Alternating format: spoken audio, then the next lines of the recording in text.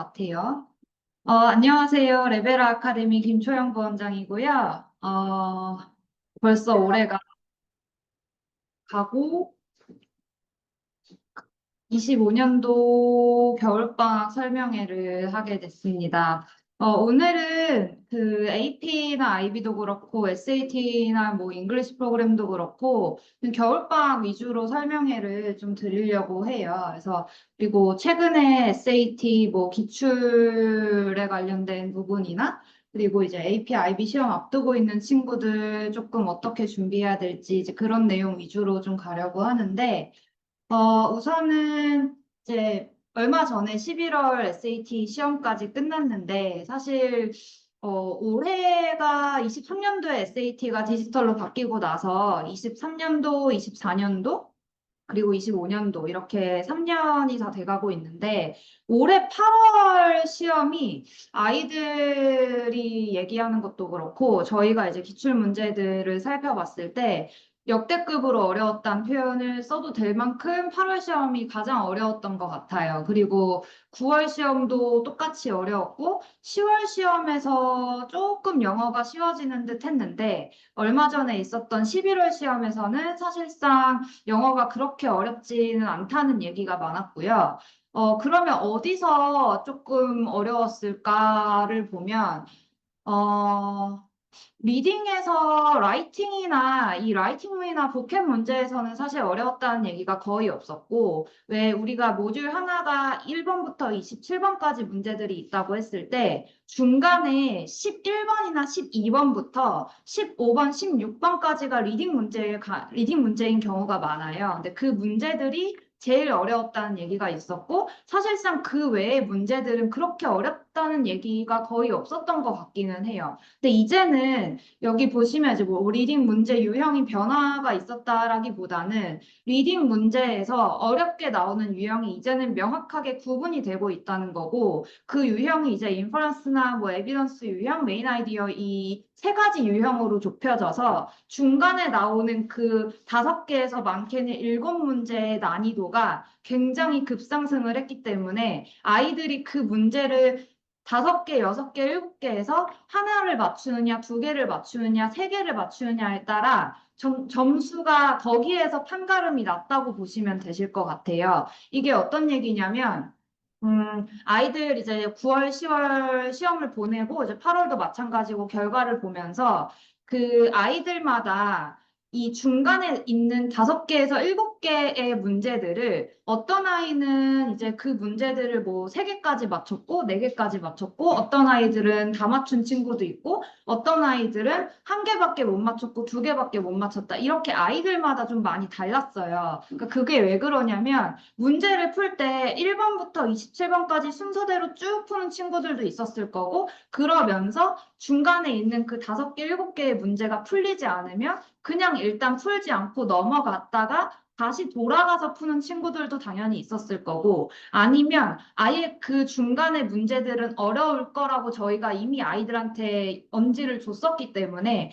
그 문제들을 처음부터 접근도 하지 않고 일단 그냥 남겨두고 나머지 것들을 풀고 이제 돌아가서 푸는 친구들도 있었을 텐데 어떤 방식을 썼던 간에 그 문제들의 소요되는 시간, 그러니까 그 문제들을 내가 푸는데 들일 수 있는 시간을 많이 확보가 됐다면 더 많이 맞췄을 것이고 조금밖에 시간이 모자라서 더 볼 시간이 없었다면은 그만큼 못 맞췄다는 거예요. 그러니까 이게 그러면 왜 아이들마다 그 어려운 문제들을 푸는 시간이 어떤 친구는 많이 들일 수 있었고 어떤 친구는 그 어려운 문제들을 푸는 시간을 조금밖에 들일 수 없었는지 모자랐는지 왜 이런 차이가 나는 걸까요? 그게 왜 그러냐면 나머지 보켓 문제들이나 라이팅이나 나머지 리딩 문제들에서 그 문제들을 푸는데 시간을 짧게 들인 친구들은 당연히 나머지 시간이 많이 남았을 거고 나머지 다른 쉬운 문제들이든 나머지 문제들이든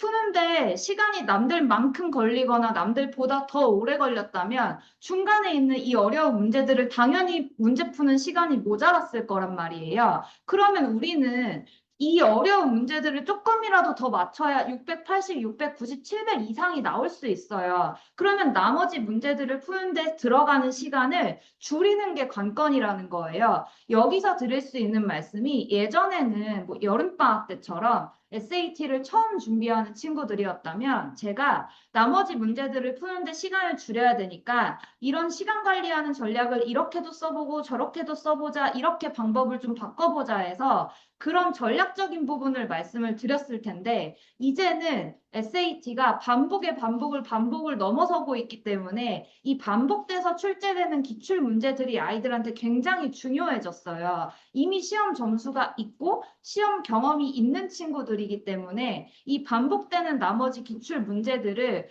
두 번 보고 세 번 보고 네 번 봐서 문제를 내가 푸는데 원래 들어가는 시간이 한 문제 푸는데 들어가는 시간이 1분이라고 하면 반복돼서 나오는 출제 문제를 계속 봐서 그거를 문제 푸는데 들어가는 시간을 20초, 30초, 25초로 줄여야 된다는 거예요. 그렇게 해서 나머지 본 적도 없는 새롭게 출제되는 문제에 들어가는 시간을 남들보다 3분 더 쓰고 5분 더 쓰고 10분 더 쓰고 쓸 수 있는 시간을 더 많이 들일 수 있어야 그 문제들을 맞춰서 고득점으로 올라가는 가능성이 많아진다는 거죠.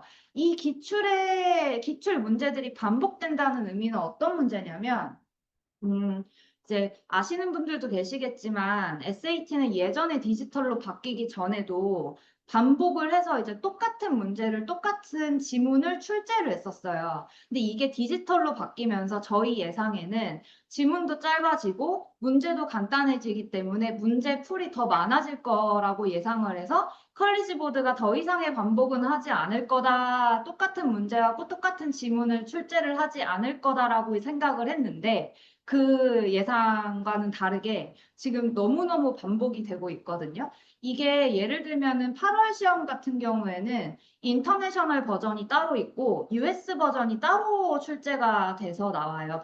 모듈 버전이 다 다르게 나오는데 8월 같은 경우에는 9월도 10월도 마찬가지고 인터내셔널 버전이 예를 들어 지금 보시는 화면에는 버전 D까지 나와 있지만 거의 많을 때에는 6개 버전, 7개 버전까지 만들어져서 출제가 돼요. 그러니까 버전 A의 뭐 모듈 1, 2, B의 모듈 1, 2, C의 모듈 1, 2 이런 식으로 여러 개의 버전이 만들어져서 나오고 US 버전도 마찬가지예요. US 것도 뭐 지금 화면에는 3개 정도를 제가 넣어놨는데 많을 때에는 4개까지 뭐 동부 따로, 서부 따로, 뭐 중부 따로 이런 식으로 지역별로 나눠져서 나오는 경우가 있어요. 그래서 8월도 마찬가지고 9월도 마찬가지고 10월도 마찬가지고. 근데 왜 이 말씀을 드리냐면은 여기 이 안에서 반복되는 패턴이 예를 들면은 그 8월 같은 시험에서도 지금 보시면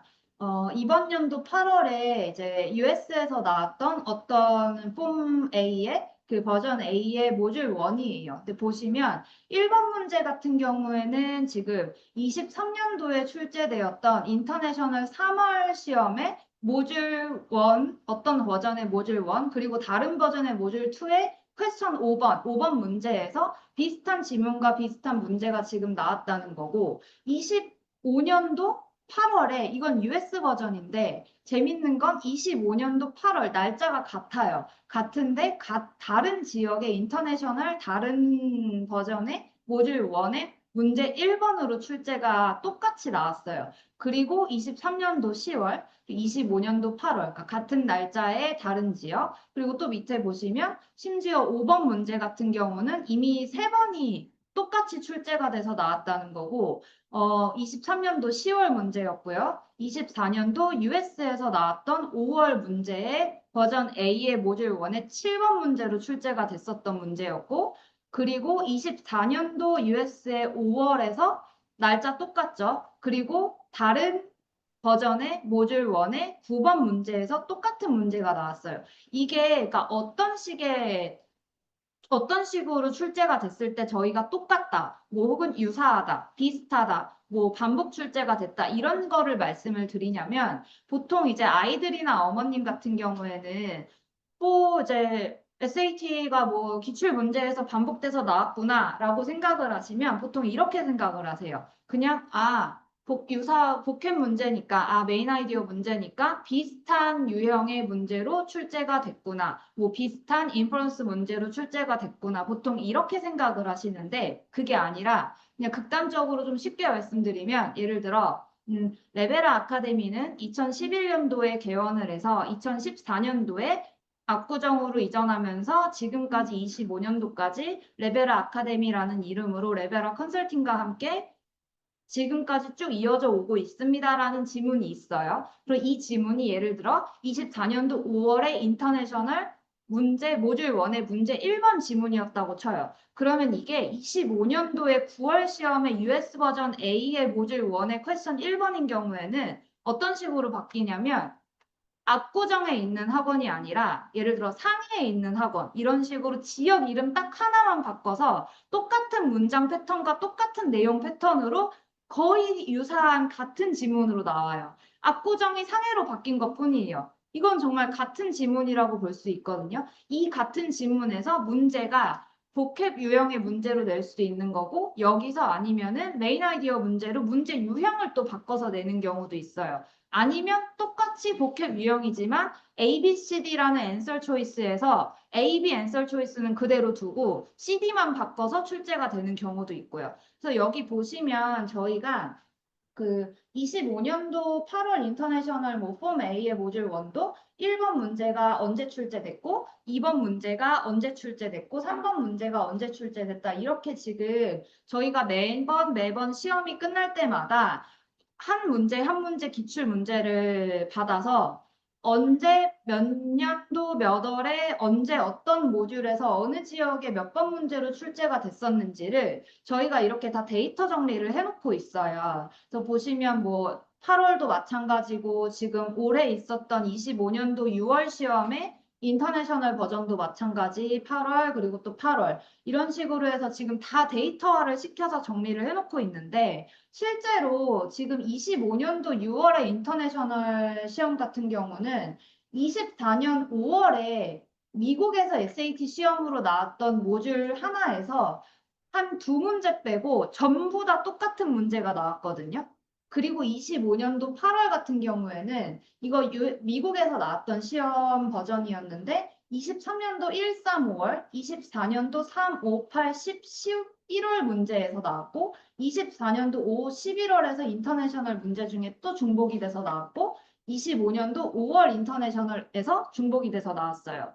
그러니까 이게 뭘 말씀드리는 거냐면 이제는 예전에는 반복이 돼서 나와도 미국 시험은 미국 시험에서 반복 출제가 돼서 나왔고 인터내셔널 버전은 인터내셔널 버전에서 반복 출제가 돼서 나왔지만 이제는 지역이 상관없이 전부 다 그냥 교차 반복이 된다는 거예요. 지역 상관없이. 그리고 아까 말씀드렸던 대로 토요일 시험인데 아시아에서 인터내셔널에서 출제가 됐던 모듈 하나가 미국 시험에서 똑같은 모듈로 출제가 돼서 나온다든지 그렇게 해서 같은 날짜지만 다른 지역계 또 교차 반복이 돼가지고 나온다는 거고. 그래서 여기 보시면 8월 시험이지만 버전 A와 미국의 버전 C의 모듈 하나씩이 같을 수도 있는 거고요. 이런 식으로 교차 반복이 돼서 나온다는 거고요. 25년도 시험이기 때문에 23년도 기출 문제가 안 나올 거라고 예상했지만 그게 아니고 25년도지만 23년도 기출 문제들도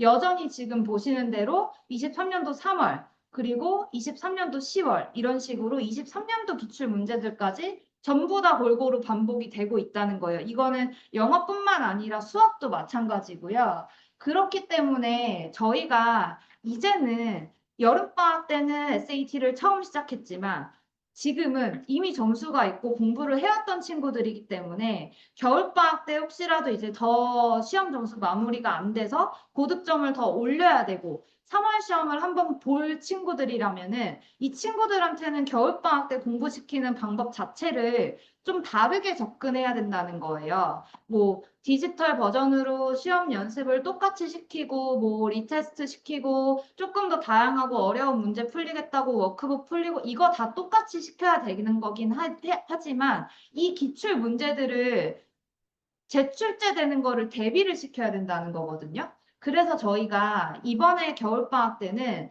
이미 그 3월 시험을 한 번 더 볼 친구들의 경우에는 조금 더 공부 방법을 다르게 접근할 거예요. 그래서 저희가 이제 기출 문제들을 지금 보시는 대로 전부 다 데이터화를 시켜놨잖아요. 그래서 저희가 아예 기출 문제들을 전부 다 모아서 이거를 다 정리를 시킨 다음에 이 문제들이 언제 어떻게 반복돼서 나왔는지 반복되는 패턴을 분석을 해서 이 문제들을 아이들한테 조금 이제 더 수업을 해주겠다는 건데, 예를 들면은, 저희가 실제로 수업에서 아이들한테 이제 어떤 방식으로 기출 문제들에 대한 대비를 해줄 거냐면, 음, 이게 지금 저희가 수업에서 실제로 사용할 기출북이고요.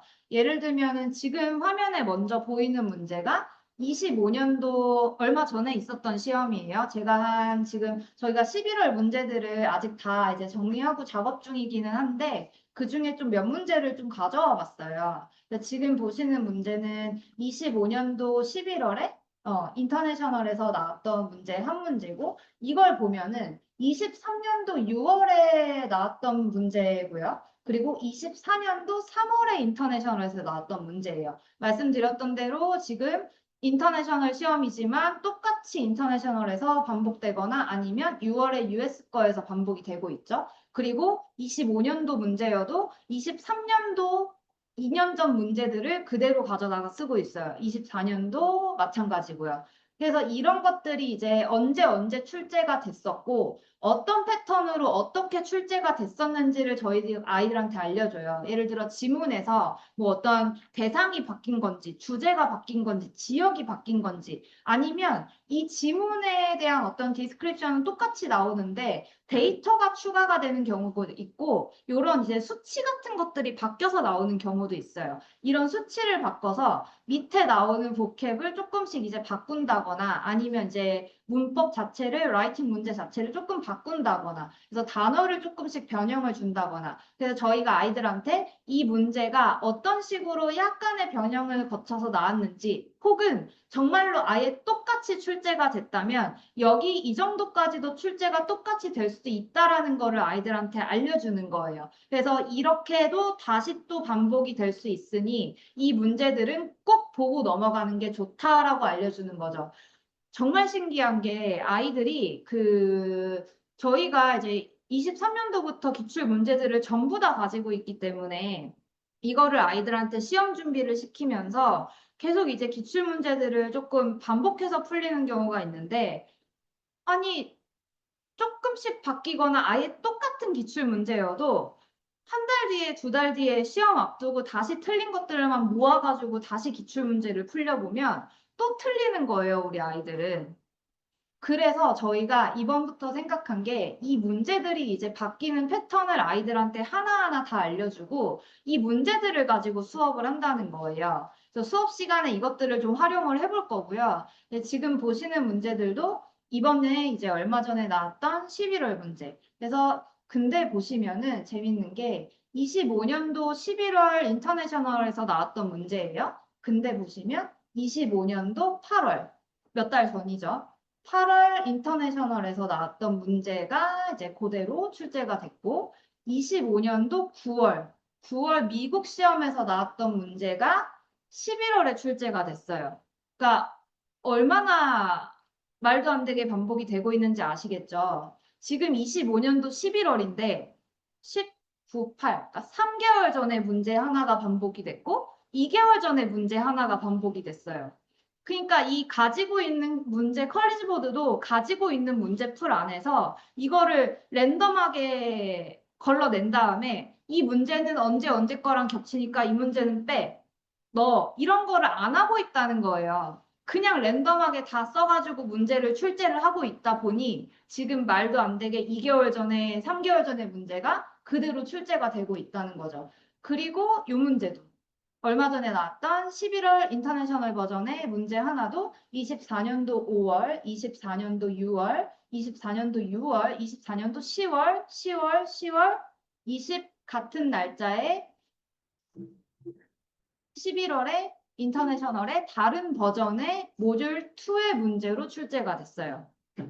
그러니까 이 반복되는 이 패턴을 지금도 이 문제도 6번이 반복 출제돼서 나왔던 문제들이 나왔고 이 문제도 마찬가지고요. 근데 중요한 거는 이 문제가 언제 반복돼서 나왔다만 아이들한테 알려주는 게 아니라 이 문제가 어떤 식으로 반복이 돼서 나왔고 어떤 패턴으로까지 나올 수도 있으니까 이 문제를 통해서 이거는 꼭 알아둬야 된다라는 것들을 아이들한테 알려주는 거예요. 그래서 아이들이 실제로 저 문제랑 비슷한 패턴으로 나오든가 아니면 정말 똑같은 문제로 나왔을 때 이 문제를 처음 푸는데 1분이 걸렸다면 이 문제를 푸는데 저희는 2, 30초로 줄여주고 싶은 거예요. 그러면 27문제 중에 앞에서 제가 아까 말씀드렸던 대로 모듈 27문제 중에 정말 많을 때는 15개에서 18문제까지도 겹쳐서 나오거든요. 그 이상이 똑같을 수도 있고요.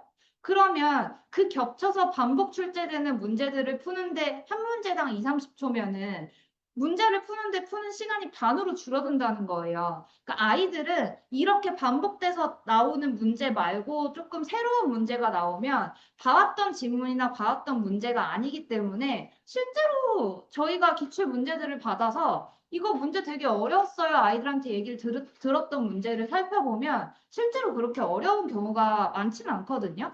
근데 아이들은 조금 봤던 지문, 조금 봤던 패턴이 아닌 경우에는 조금만 새로운 문제가 나와도 상대적으로 어렵게 느끼는 거예요. 나머지 문제들을 푸는데 들어가는 시간을 기출 제출제 대비를 이런 수업들을 통해서 조금 더 줄여주고 나머지 문제들을 푸는데 들어가는 시간을 확보를 해주자는 거죠.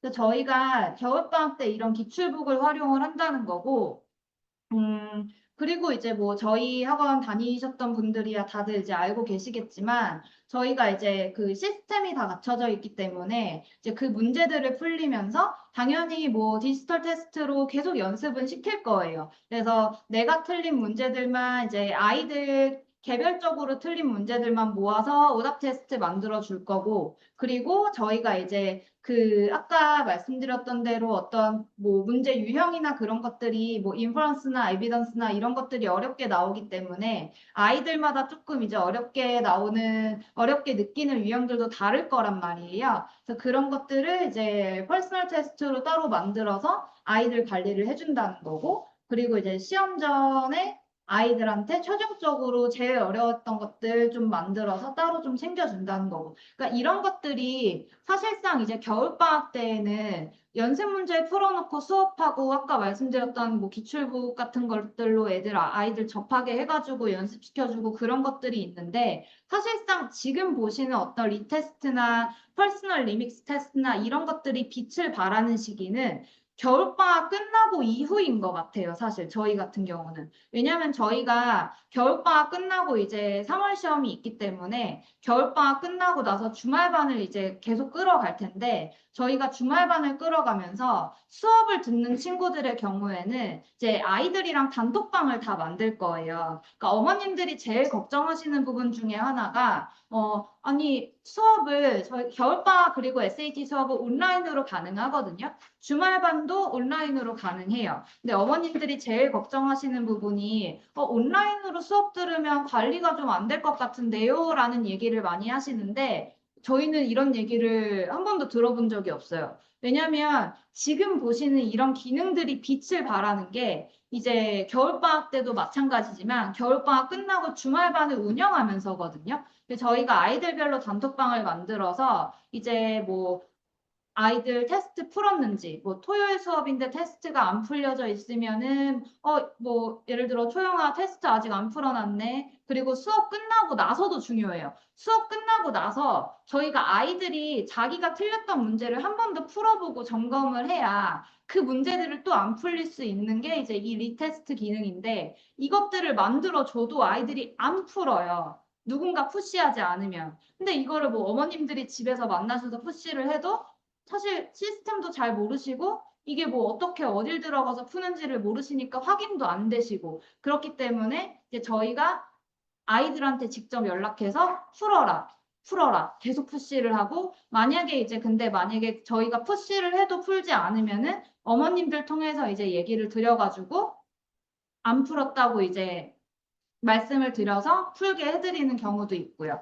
네. 그래서 그런 것들도 하고, 그리고 이제 점수가 좀 안 오른다 싶으면 이런 유형 연습해봤으면 좋겠다 해가지고 따로 만들어주고, 그런 것들도 또 푸는지 안 푸는지 다 확인을 해서 저희가 이제 푸시를 또 하는 거고요. 그래서 이런 것들을 주말반이든 이제 평일이든 계속 끌어가면서 시험 때까지 계속 끌어가는 거예요, 저희가. 그래서 뭐 어떤 친구는 뭐 겨울방학 끝나고 바빠서 계속 못하고 있으면 저희가 아예 한 번씩 이제 뭐 계속 연락을 하든지 통화를 하든지 해가지고 풀라고 해가지고 푼 것까지 확인을 하고. 그래서 그런 것들 관리를 저희가 하는 거고요. 이렇게 해서 이제 3월 시험까지 저희가 끌고 갈 예정이고, 그래서 온라인으로도 수업이 참여가 가능하니까 조금 이제 그 SAT를 3월 시험을 준비할 친구들은 저희 프로그램을 조금 활용을 해보시면 좋을 것 같고, 중요한 거는 이제 그냥 지금까지 연습해왔던 대로 뭐 테스트 연습하고 그게 아니라 이 기출에 대한 반복해서 나오는 문제들에 대한 대비를 조금 이번에는 해야 된다. 그거에 대한 대비를 해야 된다는 거고, 그리고 사실 그 수학에 대한 얘기를 좀 많이 하게 되는데, 수학 같은 경우에는, 어머님들이나 학생들이 굉장히 좀 당황해하는 경우는 많기는 해요. 왜냐하면 수학은 학교에서도 꾸준히 수업을 하고 있고, 뭐 이제 한국 수학이나 뭐 다른 걸로라도 선행을 계속 하고 있는 친구들이었기 때문에 어머님들이 영어 같은 경우에는 영어는 점수가 원래 오르기 어려워라고 이렇게 깔아두시고 영어가 점수가 안 나올 때에 아이들이 어떤 그 당황스러워하는 거랑 수학은 처음부터 아예 800점 만점을 깔고 들어오는 경우가 많아요. 근데 연습을 실제로 해보니까 수학이 만점이 안 나오는 경우가 있고, 그거 왜 그럴까요? 이게 SAT 매스에는 뭐 알지브라 2뿐만 아니라 뭐 실제로 이제 9학년 때 배웠던 어떤 개념들이 좀 섞여서 나오는 경우도 있는데 이 문제 유형이 그냥 이제 학교 시험에서 나오는 문제 유형이랑은 조금 이제 다르게 나오는 경우가 많아요. 좀 복합적으로 나오는 경우도 있고 월 프로블럼 유형이 많다 보니까 이 SAT 매스는 정말로 문제를 많이 풀어봐야 정말 안정적으로 800점이 나올 수 있어요. 아이들이 저희한테 와서 저 문제 많이 풀었는데요. 2세트 풀고 4세트 풀고 5세트 많이 풀어봤어요. 5세트 많이 푼 거 절대 아니라고 제가 아이들한테 얘기하거든요. 수학 모듈 하나당 문제 22문제예요. 22문제 중에 그냥 눈으로만 봐서 풀리는 문제들도 많아요. 그 문제들 중에 어려운 것들 다 섞여 있는데 그 22문제 중에 5세트라고 해도 한 모듈당 22문제고 44문제인데 이거 절대 많은 양 아니거든요. 문제 많이 풀어봐야 되고 어려운 문제들 많이 풀어보고 그리고 그거를 이제 만약에 틀린다고 했을 때에는 내가 푸는 방식이 틀리지 않았나를 의심을 한 번은 해봐야 돼요. 그래서 저희가 지금 겨울방학 때에도 사실은 SAT 매스 수업을 제가 넣을까 말까 정말 많이 고민했거든요. 왜냐면 이제 첫 번째 시험도 아니고 지금 아이들 벌써 뭐 두 번, 세 번째 시험이기 때문에 SAT 매스는 사실상 혼자 하겠다고 하는 친구들도 많아요. 근데 생각보다 혼자 해서 790, 800을 받는 친구들을 제가 많이 못 봤어요. 그렇기 때문에 저희가 그래서 그런 경우도 많아요. 시험 임박해가지고 개인 수업 좀 잡고 싶다. 문제 많이 풀어가지고 부족한 거 위주로. 임박해서 하는 거는 의미가 없어요. 지금 겨울방학 때 수학이 지금 문제가 있는 건지 점검을 하고 이거를 빨리 문제점을 발견하고 안정화를 시켜놔야지 3월에 800이 나와요. 수학이. 그래서 제가 지금 수업을 일주일에 2번 정도를 넣어놓긴 했는데 수학도 조금 같이 가져갔으면 좋겠다라는 말씀을 드리는 거고요. 음, 그래서 사실 SAT 같은 경우는 지금 뭐 이제 당연히 3월 시험을 볼 친구들 경우에는 이제 뭐 실전 준비를 해가지고 시험 준비를 할 텐데 우리 SAT를 들을까 말까 이제 하는 친구들 중에 사실 그 10학년 친구들도 아마 있을 거예요. 근데 이제 겨울방학 때쯤에 항상 나오는 얘기가 지금 우리 아이가 10학년인데 SAT를 하는 게 맞을까요? 아니면 어떤 공부를 하는 게 좋을까요? 이런 말씀들을 많이 하시거든요. 음, 사실 정답은 정해져 있어요. 해야 돼요. 필요해요. 왜냐하면 지금 10학년이면은 이제 11학년 올라가기 전에 여름방학에 뭐 어떤 친구들은 SAT 준비를 하면서 IB를 하게 될 거고 어떤 친구들은 SAT를 하면서 AP를 하게 될 텐데 그 선행을 여름방학 8주에서 9주 되는 시간 동안 그거를 동시에 하기가 사실은 쉽지가 않아요. 이게 SAT만 하더라도 4주에서 5주 정도를 집중을 하더라도 점수가 막 700점대 중반 이렇게 올라가기 어려운 친구들도 많은데 그걸 하면서 IB 선행을 같이 하고 혹은 AP 주요 과목 선행을 같이 하고 이걸 하기가 사실 쉽지가 않거든요. 그러면 여름방학 때 온전히 SAT에 집중을 할 수 있는 어떤 시간을 조금이라도 더 확보를 해놔야지 SAT에 들어가는 시간이 더 짧아지고 다른 과목에 들어갈 수 있는 시간이 더 많아지겠죠. 그러니까 내가 원하는 대로 여름방학 때 11학년 여름방학 11학년 되기 전에 여름방학이 사실 진짜 골든타임이라고 생각하는데 그 여름방학을 어떻게 보낼 수 있는지 잘 보낼 수 있는지는 사실 10학년 겨울방학에 결정이 된다고 생각해요, 저는. 그렇기 때문에 지금 SAT를 레벨 테스트를 한번 보시고, 문제 있어요? 아, SAT를 레벨 테스트를 한번 보시고, 우리 아이가 영어가 어떻게 나오고, 그리고 수학이 어떻게 나오는지 점검을 하셔서, 그거를 판단을 해보신 다음에, 지금 시작해가지고 조금 라이팅이라도 잡든지 아니면 좀 연습을 해놓든지 해야 여름방학 때 조금 더 여유 있게 갈 수 있단 말씀을 드리는 거고, 실제로 저희 학원에서 올해 같은 경우에 24년도에서 25년도 넘어가는 겨울방학에 그 친구가 그 당시에 10학년이었죠. 그때 레벨 테스트를 봤더니 영어가 한 550 정도밖에 안 나와서 이제 그 친구는 IB를 하는 친구예요. 그래서 그때부터 이제 SAT 공부를 일주일에 한 번씩 꾸준히 시켜서 SAT를 좀 챙겨갔고 겨울방학에도 시켰고 그래서 아마 겨울방학 때 시작해서 학교과 때문에 바빠지기 전까지였으니까 아마 한 4월 초까지 했던 것 같아요. 그렇게 잠깐 이제 SAT 시켜놓고 겨울방학에는 기초반이 아니라 아예 이제 실전반으로 들어가서 바로 이제 실전 준비를 하고 여름방학 중후반부에는 IB 선행을 시켜서 이제 학교로 다시 돌아간 다음에 9월 시험을 보게 했던 친구가 있어요. 그 친구 540, 550으로 시작했고 저희 연습 문제 풀리면 저희 이제 수업용 문제 풀리면 520, 530 이렇게 나왔던 친구가 9월 시험에서 690 나왔거든요. 첫 시험에서. 그리고 지금 11월 시험 결과 기다리고 있고요. 그래서 이렇게 해서 10학년 때 좀 점검을 해봐야 된다는 거고, 시간을 확보하려면 지금 10학년 겨울방학부터 SAT를 해야 된다는 거예요. 그리고 수학도 지금 상황에 조금 어느 정도 돼 있는지 점검을 해보셨으면 좋겠어서, 지금 우리 아이가 10학년인데 뭘 해야 될지 모르겠어요. 뭐 SAT는 너무 이르지 않을까요? 뭐 어떻게 해야 되나요? 이런 고민을 하신다면 SAT 레벨 테스트 저희가 그냥 다 시켜드리고 있으니까 그걸 한번 보시고 판단을 해보시는 게 좋을 것 같다라는 말씀을 드리는 거고요.